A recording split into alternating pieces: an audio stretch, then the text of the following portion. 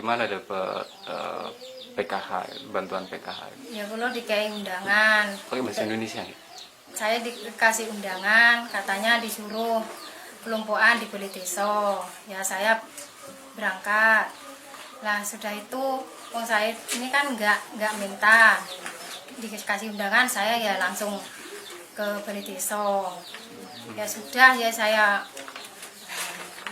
mau aja lah Mas. Waktu itu kondisinya memang ya memang membutuhkan. kondisinya memang saya nggak punya. Lah ya ini berjalan dengan hampir 1 tahun lebih, hampir 2 tahun lah. Ya alhamdulillah saya ya mempunyai seperti ini, gitu loh Mas.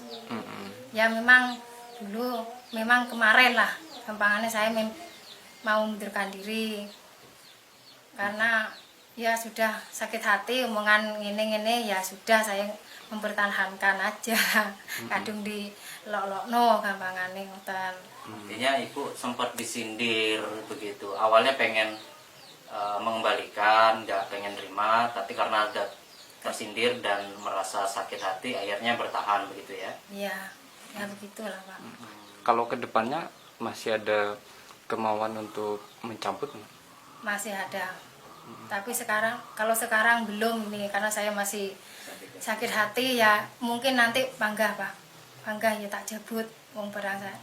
Ya wis paring rezeki ngene iki ya Gusti Allah sing maring rezeki, ya alhamdulillah ngoten.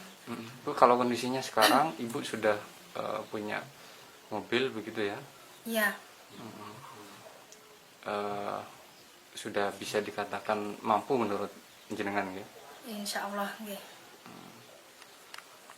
Kalau pekerjaan Bapak apa, Bu? Bangunan.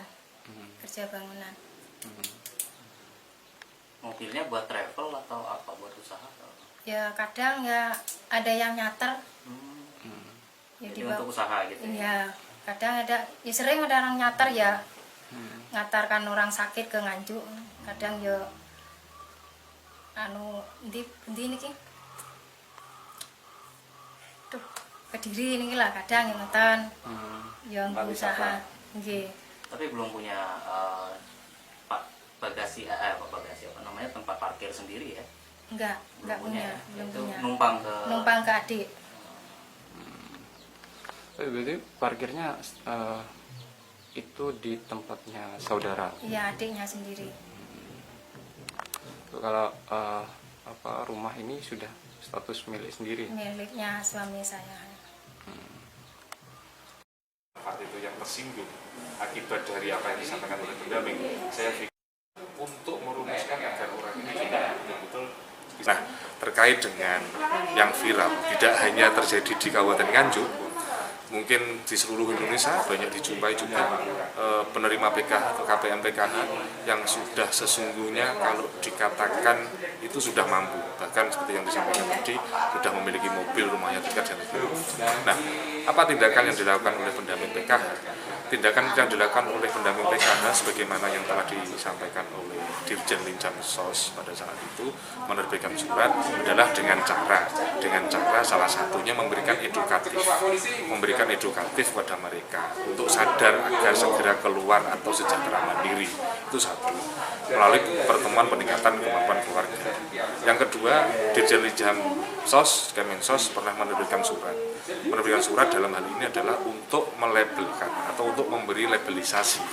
Selain juga labelisasi guna untuk transparansi, menandakan penerima PKH itu di mana saja, maka labelisasi ini kemudian juga menjadi sarana edukatif kepada masyarakat itu sendiri atau masyarakat atau KPM yang menerima bansos itu sendiri, agar yang sudah memiliki atau agar yang sudah tidak tepat sasaran ini dengan secara sukarela psikologisnya itu malu untuk kemudian ketika malu melaporkan kepada pendamping PKH untuk membubuhkan surat pernyataan mengundurkan diri dari penerima bansos PKH.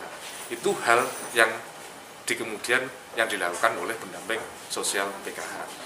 Nah, melihat ada kejadian semisal itu di Nganjuk, ada rumah tingkat itu, maka itu yang bisa dilakukan oleh pendamping sosial PKH. Nah, kemudian yang menjadi hal juga yang harus diketahui bersama bahwa updating data terkait dengan DTKS melalui aplikasi SIG-NG, sesungguhnya ketika melihat persoalan ada penerima manfaat yang sudah tidak lagi itu dikatakan layak, maka sesungguhnya ini menjadi kewenangan dari desa atau kelurahan itu, karena merujuk pada Undang-Undang Nomor 13 2011 bahwa updating data itu menjadi kewenangan dari pemerintahan desa atau pemerintahan kelurahan, yang dimana setiap kantor kelurahan, setiap desa atau kelurahan itu memiliki operator SIG-NG.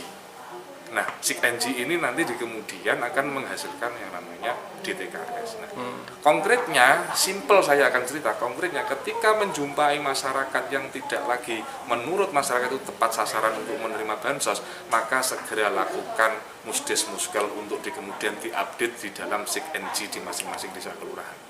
Mas, kalau yang untuk yang di Melorah itu pendamping dalam hal ini sudah mengirimkan surat atau seperti apa? Bahkan yang kejadian di Melorah ini sudah rumahnya sudah dilabelisasi. Rumahnya kan sudah dilabelisasi. Nah, persoalannya kan KPM ini kan tidak merasa malu penerima manfaat ini. Walaupun sudah dilabelisasi rumahnya, tetapi sampai sekarang kan masih menerima. Kalau menurut informasi terakhir yang saya terima itu masih menerima. Nah, pendamping sudah melakukan itu. Karena memang pendamping juga memiliki kewajiban untuk melakukan pertemuan kelompok, peningkatan kapasitas keluarga. Dalam hal P2K2 itu kemudian itu salah satu materinya ya sedikit banyak itu menyinggung kalau sudah merasa mampu ya segera untuk mundur. Tetapi kembali lagi bahwa keputusan mundur dan tidak itu kan tetap kepada penerima manfaat itu sendiri. Kalaupun pendamping itu sudah di kemudian berusaha memberikan asesmen, memberikan edukasi, mensupport untuk betul-betul sadar agar segera keluar atau tidak lagi menjadi penerima manfaat, tetapi kalau si KPM-nya itu sendiri itu tidak berkenan, maka fungsi pendamping itu di kemudian ya akan di kemudian itu bisa dikatakan ya bahasanya itu menjadi mubadir lah. Terkait dengan masalah Melorah, maka kembali yang saya sampaikan tadi, seharusnya yang dilakukan bersama-sama dengan pendamping PKH di desa itu tadi, sebagaimana yang saya sampaikan tadi, dilakukanlah updating penerima bansos itu melalui SIG-NG di masing-masing desa dan kelurahan. SIG-NG itu aplikasi, Mas. Outputnya adalah DTKS. Nah, bisa, semisal desa itu menemukan banyak orang yang tidak tepat sasaran, maka bisa dikeluarkan dari SIG-NG itu, tentu tapi dengan rumusan musdes dan muskel itu tadi. Terakhir, Mas, itu kan KPM-nya katanya, pengakuannya ya, dia merasa sakit hati, tersinggung dengan langkah-langkah yang diambil oleh pendamping gitu. Ada kalimat-kalimat yang menurut dia itu menyakitkan. Gimana tanggapannya? Ada kalimat-kalimat yang menyakitkan. Ketika saya mengkonfirmasi, saya tidak berusaha menerjemahkan karena belum ada info yang masuk ke saya. Tetapi dalam hal ini, Mas, saya ingin mendudukkan sebuah perkara. Di sini ada KPM yang sudah memiliki mobil, rumahnya bagus, tetapi masih menerima, dan pendamping sudah melakukan legalisasi. Nah, kemudian saya sampaikan tadi ada edukasi, ada asesmen, ada advokasi untuk mendorong agar ini pendamping tahu ini tidak tepat sasaran. Memberikan dorongan advokasi, asesmen untuk segera keluar. Tetapi di kemudian, yaitu tadi, kembali lagi pada kesadaran KPM itu sendiri. Nah, kemungkinan kalau KPM itu merasa sakit hati dengan apa yang dilakukan oleh pendamping, ini tidak lebih dari dalam koridor untuk memberikan asesmen itu sendiri. Mungkin.